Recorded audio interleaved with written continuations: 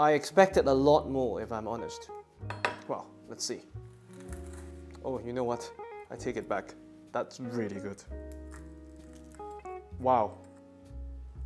Today, the pursuit of crispy skin roasted chicken continues. We're making inside-out fried chicken. So technically bending the rules, but we're going to continue on our previous recipe by undressing the chicken, adding the fried chicken batter between the skin and the flesh, shallow fry it quickly to achieve crispy skin, and we'll do the majority of the cooking in the oven. So at this point, I think we're just having fun. Just like last time, we're going to undress our bird. First, we remove the ring.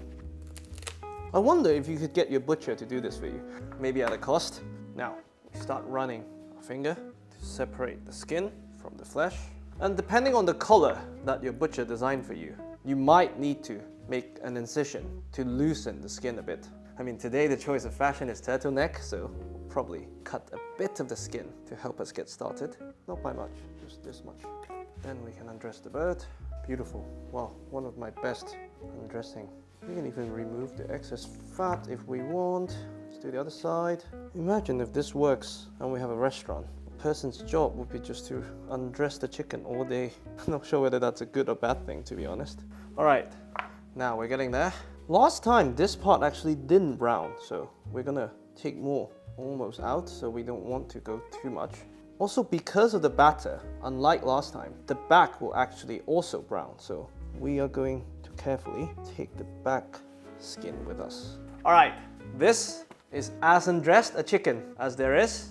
So now, we make the batter. So, for anyone who's done any research into fried chicken, to make a batter, if you're from the south, you're most likely using flour. If you're from Japan, most likely a mixture of flour and cornstarch. Korean fried chicken, flour and potato starch.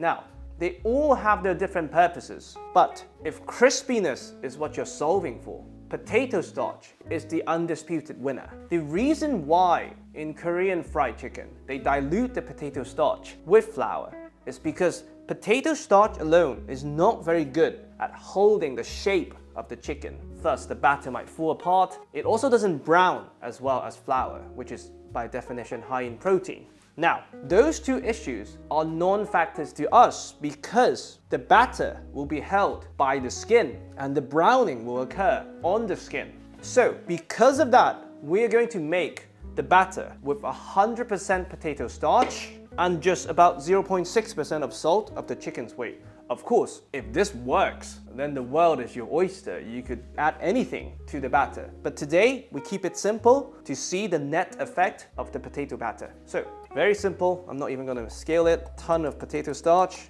salt, grab a fork, we add water.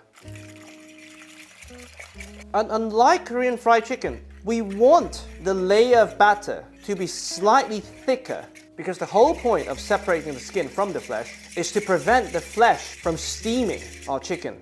So if the layer is too thin, not only would the layer of potato starch suffer from the steam itself, it will not be adequate for the chicken.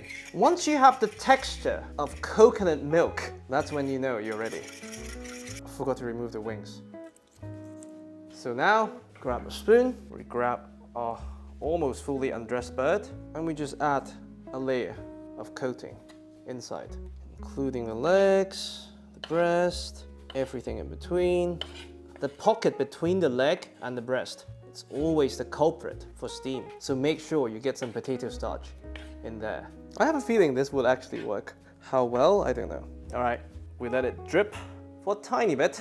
Now, we very carefully put the dress back on. Make sure the legs goes through first.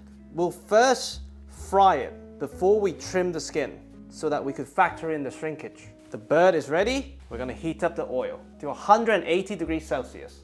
We're going to do the breast side first, counterintuitive, but just to tighten the loose end so that we keep everything in. Grab some oil.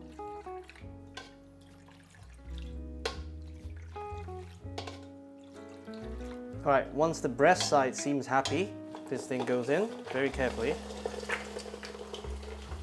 And this will also help the thigh meat cook faster when it hits the oven, so that when it comes out, the breast meat will not go above 67 Celsius, while the thigh could hopefully be above 71. Now, we help the breast side. You can see the layer of cornstarch forming, and that will hopefully be our moisture barrier. All right, once the chicken is slightly golden on the outside, and you can see the potato starch has formed this protective white layer in between, we switch off the stove, and here we have a V-rack to make sure the bottom does not become soggy, and we very, very, very carefully transfer the chicken. And this now goes into our preheated oven, 180 Celsius, for about half an hour. And then we'll probe and see where we are. I'll see you then. All right, after a bit more than 30 minutes, let's do this. It smells good, but what did the potato starch actually achieve? Well, I'd say this, I think the legs look really promising this time. Let's give it 10 minutes and we carve. All right, it's almost 10 minutes, but let's go. First, we must strain off all the excess fat and liquid in the middle.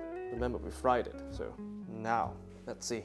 It's very crispy in certain parts, I would say that. And the legs have certainly improved dramatically. But for the extra method, well, the cheat that we've used, I expected a lot more, if I'm honest. Well, let's see. Oh, you know what? I take it back. That's really good. Wow. It's actually so crispy in certain parts that I struggle to take the leg off. Actually, I take it back. Wow. Okay. I was wrong. Extremely juicy on the inside. Even when I'm handling, the leg is really, really crispy. Okay. I think out of the 3 iterations, this is definitely the best leg we've had so far. That's for sure. Wow. And it tastes like roasted chicken, not fried chicken. Look at the crispy skin. You can see some of the chicken juices got solidified by the potato starch, and I assume that helped eliminate some of the steam that would have otherwise gone towards the skin. Very juicy. You see, it's crispy in certain parts and not everywhere. It's still a roasted chicken after all. I say this is really good. I know we cheated, but I would say this is the best version so far. And I think we could make it work with the dry potato starch under the skin and just roasting it so that we could actually skip the frying and the cheating. Well, now, the breast. I was so excited I didn't even remove the wishbone, but not bad. I mean, like I said, very crispy in certain parts, but this, not so much. Nice and moist. Best out of the 3 so far. I think what led us here was that I had this vision that I would do buttermilk, do proper, southern fried chicken, inside out, and see what happens. And through research, I slowly gravitated towards potato starch. We ended up with this neither nor there recipe with a lot of work but very decent result. I think what we need to do is A, we do what I originally intended, inside out southern fried chicken for the next episode. And for the following episode, dry potato starch, real roasted chicken. But I got a really nice lunch out of it, so thank you for watching. This is my half-hearted inside-out fried chicken. I really hope you enjoy. It's really good.